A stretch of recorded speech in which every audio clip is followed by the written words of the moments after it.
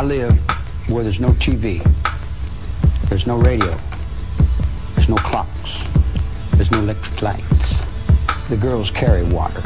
They don't wear makeup. They have their babies by themselves. They go in the shack and squat down and have their babies. I live on the ground. I live on the earth.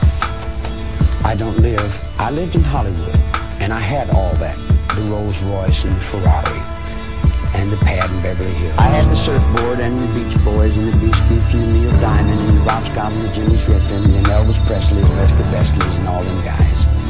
The Dina Martins and the Nancy Sinatras and the Gaffer Safra. Will you do it to me? I hear you did good, honey, and all that kind of. Will you come up to my house later? So I went through all that, and I seen that was a bigger prison than the one I just got out of, and I really didn't care to go back to prison. See, prison doesn't begin and end at the gate. Prison is in the mind. It's locked in one world that's dead and dying, or it's open to a world that's free and alive. Drugs, LSD, I don't consider a drug. I don't consider peyote a drug. Those are more or less religiously significant awareness, mind-expanding apparatuses that come from the intelligence of the universe. The reason that the girls liked me was, hey now, I'm all around you, round you. Hey now, up on your heart I can sing through you. And I play and I sing, and they say, hey man, you got soul in that music. And I said, yeah, I play a little bit, you know.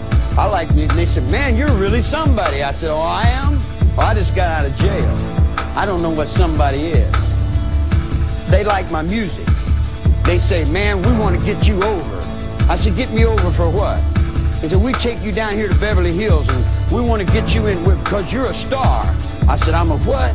They said, you're a star. So they took me to the Beach Boys, and I went and I got on the surfboard and I rode around and I looked and I said, gee, Huila Chingazos, this is more trouble than what I just got out of.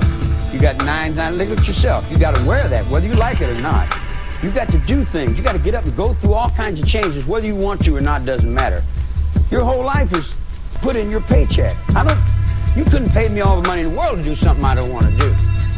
If I'm shoveling the barn and you want me to go get a rough off, I say, no, I'm doing something right here. I'm helping this blind man. I feel better in doing what I want to do. I did not break the law. Jesus Christ told you that 2,000 years ago. You don't understand me. That's your trouble. Not my fault because you don't understand me.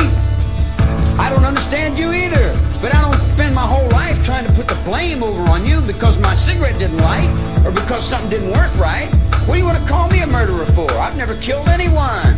I don't need to kill anyone. I think it. I have it here. I don't need to live in this physical realm. I walk around in the physical realm and I put on the faces and I talk and I play and hang. Yeah, it's this big act, man. In the spiritual world is where I live. I exist in places you never even dreamed of. You talk about, you know, this little physical realm you live in, guilty and is he in sin? Well, how's your courts guilty? How many people do you think you've hung on the ventilators and the nut wards and forced medication on them? You see what I'm saying? You don't have any idea what the hell's going on. If you knew what the hell was going on in your own system, then you'd say, now I see what's creating this. Society's creating it. Society's saying, we want these Rambos. We want these killers. Oh, wow, man. Look at that dude there. And you got little kids looking in the book, and where they selling in the, oh, yeah, Sears and Roebuck. Rambo from 12 to 15. Kai Karate from age 5 to 17. And you got all your kids out here doing these crazy things. Now you want to come and say, Charlie Manson's the father of our country. We're convicting you for being Jesus Christ. We're convicting you for being the devil. We're convicting you for being responsible for our actions. I'm not responsible for anyone's actions but my own actions. In my whole life I burglarized the grocery store, sold some nickels and dimes, busted open a stamp machine, stole a few automobiles, and cashed a couple checks. I'm a petty convict. I've been with prostitutes and bums and minors all my life. This street is my world. I don't pretend to be uptown to be anything fancy. I can, but I find more real in the world that I'm in than I do the tinsel. And the real world is the one I have to deal with every day. You know?